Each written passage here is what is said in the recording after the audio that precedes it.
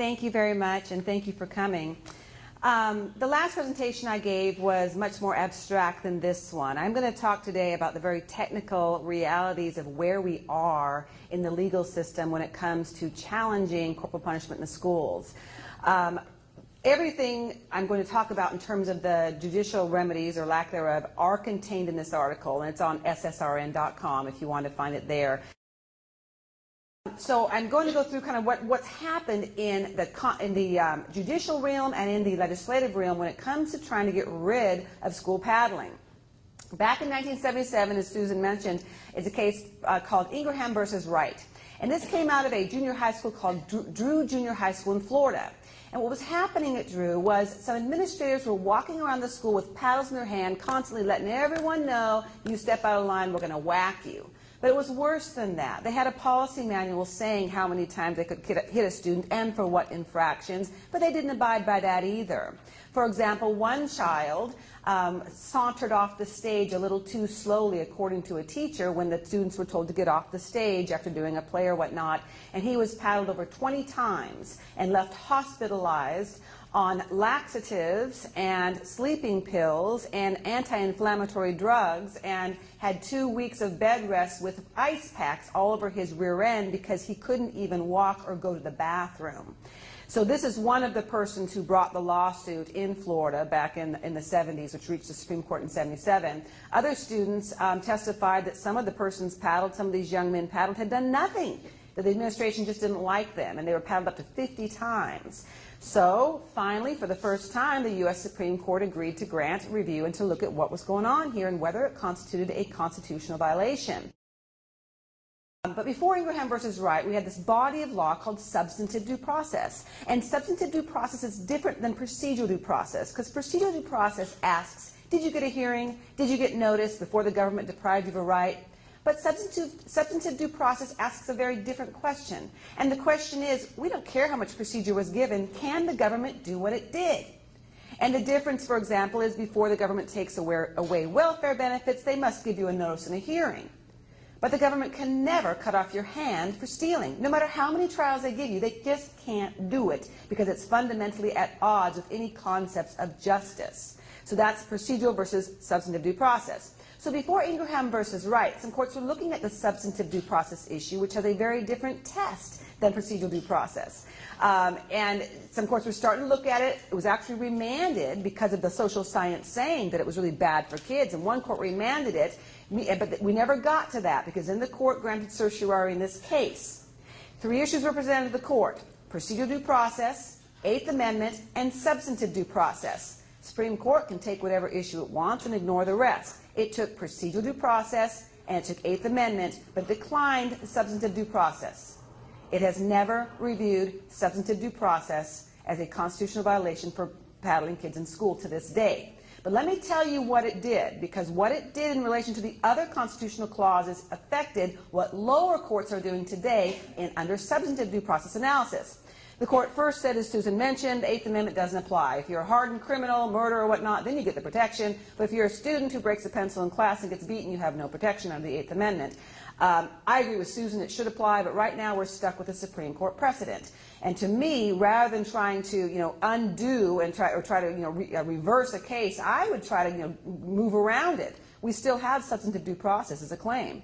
Procedural due process, what they said was there is a liberty infringement at stake. That's something in the right direction. We've got it now by the Supreme Court that hitting a kid is a liberty violation because of the pain involved.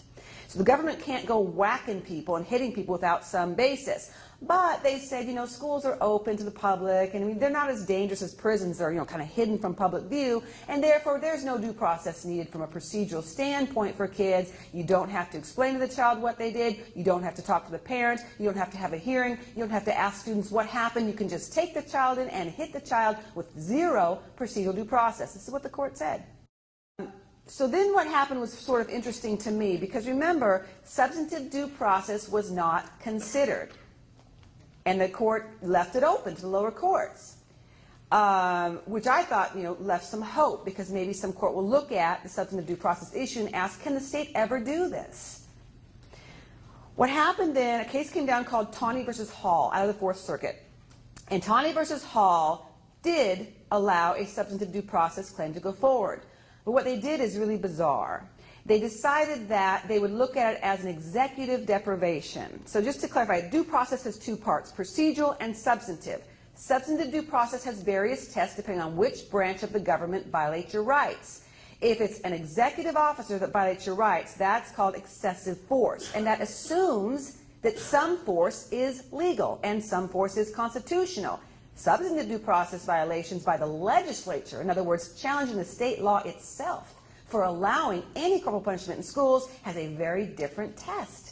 And that test, at the lowest end, the law must be reasonable, and it gets harder and harder to sustain the law from there. So even assuming children don't get the benefit of some heightened scrutiny, the law must be reasonable, which means it must comport with common sense. And as Susan mentioned, and others have mentioned, it's counterproductive to students' growth and the educational goals of the institution. So we could just get a court to look at the legislative deprivation model of the constitutional violation, I think would win, and that's why they're not doing it. So you can win, but it's really hard, because if you're talking about excessive force, you have to show that it was, completely beyond the bounds of decency. That the test adopted is also incorrect constitutionally. It was so amazing to me to go through this research and see what the courts have done, because there's a body of law that says, for example, that sometimes state remedies can suffice for procedural due process violations. If the state law gives you a remedy, then you don't necessarily have to have a procedural due process remedy. That's what the court said in Ingraham. But what happened after that was the Fifth Circuit, for example, applied that to substantive due process. The Supreme Court said it doesn't apply to substantive due process after that, and yet all the courts are continuing to apply that old standard that's been declared unconstitutional.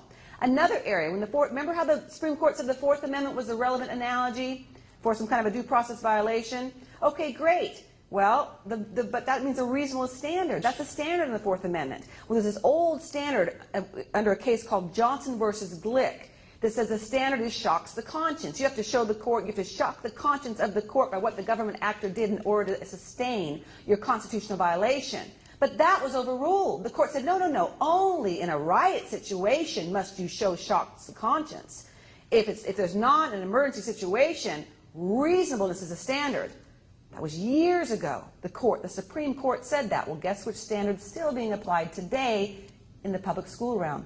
Shocks the conscience. How these people can defend this, I can't explain. They're all wrong. They're getting the constitutional doctrine wrong. But the Supreme Court won't grant certiorari. So my view on this is there's only one little nugget of light in the litigation aspect of school paddling, and that is that some schools have banned the practice because of the costs of defending the lawsuits. So that's the only real nugget we have here. Everything else is just mind-boggling in terms of the way we've dismissed these cases against the children.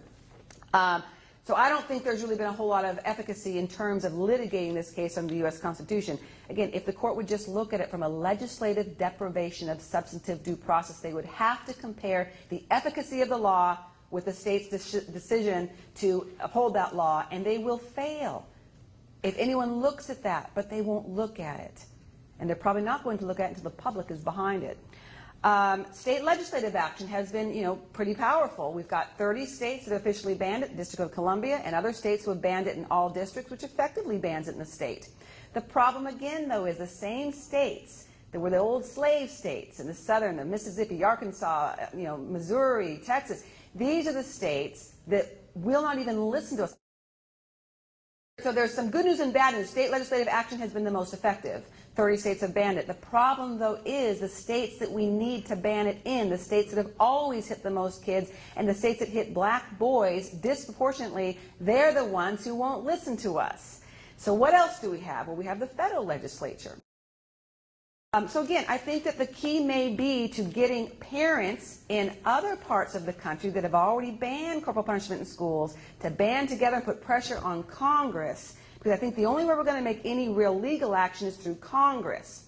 The other way is through grassroots means. Talk to your PTA, disseminate information, exploit the fact that children have been killed in school at the hands of their parents, and just talk to everyone you know and blog on every website you can and talk to every reporter you can and try to get the word out, because the change is going to come when people find out what's happening behind the closed doors of our public schools.